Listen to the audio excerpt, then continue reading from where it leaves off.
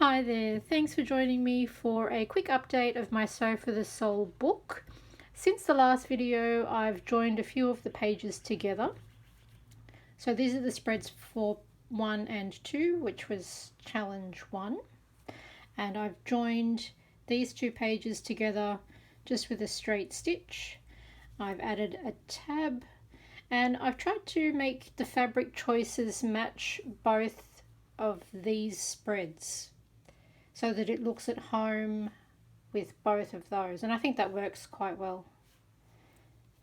I've also added a small ceramic bird with some other beads here, and this has been sitting in my stash for a very long time, so I'm very happy to have a use for it. Now the only problem with joining it now is that as I work through the other pages, sometimes it does get caught, so I just need to be mindful that I'm not tugging on it or that I could potentially break it as I'm working on the other pages. But otherwise I think that's a really cute addition to the pages there. So nothing different on this one except for the lace that I've added at the back of this page. And I haven't actually joined it together yet. I thought I might wait just in case I want to add some more stitches here, because as you can see on this spread I don't really have a lot of stitching. So I could, if I wanted to, add a lot more seed stitches in the middle here. I'm not sure if I want to do that because I like this white here. Just gives a little relief to the page and the colour scheme.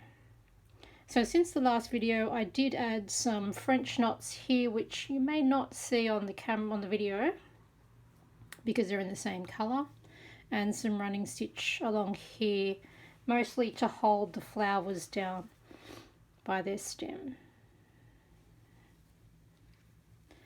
Now some of the pages that you haven't seen yet is this spread here, and this prompt was weaving. Now I struggled a bit with this one.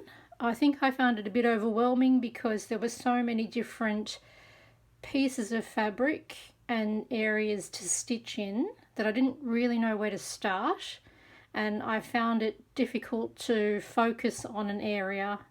So after I wove all the pieces in, I came along and just added squares of straight stitches along some of the axes where the fabrics join and where they meet. And it's probably not very clear in this view just because there's so much going on these pages, but I tried to pick out little frames and just do some straight stitching in contrasting colours along these areas here, and that kind of gave me a smaller area to work in so that I wasn't looking at the whole page and feeling overwhelmed by that. And so from there I decided to use this as a bit of a sampler, and so I've added quite a few different stitches, some lazy daisies, some colonial knots, some crosses, some bullion knots, done a little couching stitch over the rickrack, some fly stitch here. I've got a very wonky attempt at a bullion knot rose, which I'm not sure, I'm not really happy with that. I think it looks more like a cabbage or possibly some worms sitting together in a huddle. And I've added some trim, made some little flowers out of pistol stitch, added some embroidery, what do we call this, haberdashery items, some sewing charms, a little buckle. I've put in some chain stitch here, and then just used the areas that are squares just to fill in some larger crosses in and amongst the stitching.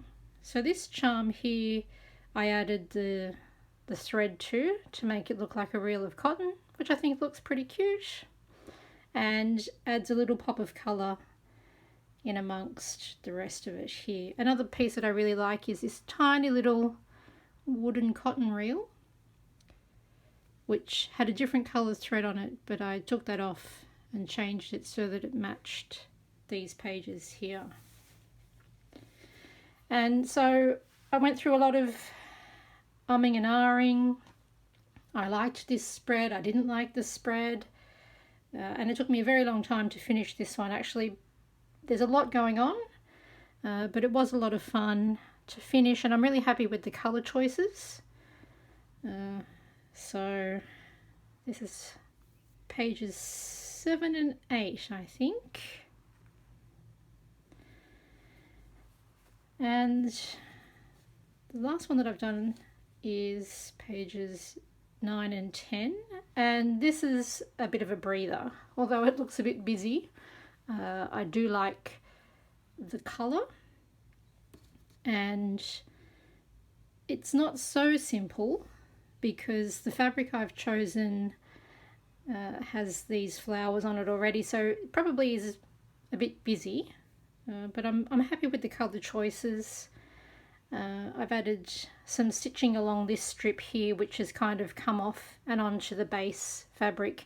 Now what I've done is I've used my French knots and turned them into little forget-me-not flowers, which I really love. I think they're really sweet, and I think they work very well with this fabric and the colour scheme. And this white strip came from a pillowcase, I think, so it's already textured. It has some stitching on it, which is adding to the chaos, I think, of this section here. So I'm not sure if you think it feels like a breather, even though there's not much happening on the page. There's a lot to look at visually. So lots of other little French knots here and there. Having thought about this more, I probably wouldn't have put all of these flowers on the blue fabric, only because I think they get a little bit lost in the colour, and then they're in the centre of the page as well, so I don't know that they work so well where they are. I think when I was putting the French knots down, the yellow looked really nice against the blue, but then when I added the blue petals, it kind of got a little bit lost, and I think it fades into the background a bit too much. So I would really love to bring this whole section just down a bit so that it sits on the white, so that it has a bit more contrast from the fabric behind it. However, I think I'm just going to leave it as is, and hopefully come to peace with the choice that I've made. On this section here, we've done a cutout, and I've used a pipe cleaner to make this circle more stable, and then just done some straight stitching over it. I think this looks really cute, and I'm excited to work on the following pages, which will also have a cutout here, and when we flip it over, maybe I'll add something here to look through. So I'm really happy with this, the colours of this one and the stitching. I feel it could be a bit busy, but overall I'm very pleased with the way it looks at the moment. So one other thing that I've learnt as I'm working through this book is maybe the way I've bound it wasn't the best choice. I used a Coptic stitch, but I think I might have sewn the pages a bit too tightly together because it's really bulging quite a lot here, and I think that's only going to get thicker, and it's putting a bit of stress on the spine here.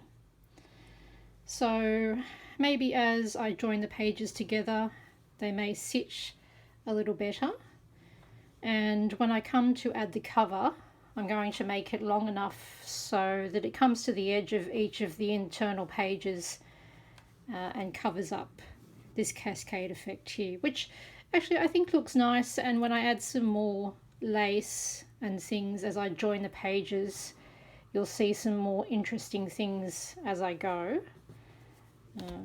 But it's looking nice and chunky, and it feels nice to hold, and I really like flipping through the pages as I go. So this is where I'm at the moment with my Sew for the Soul book. I'm taking a bit of a break because I worked through these pages quite quickly, so maybe I'll look for another project to work on until Anne sets the next challenge for us, which I'm really enjoying. I really love working in this format on this book. Hope you've enjoyed having a look through my book as well, and thanks for stopping by. See you next time.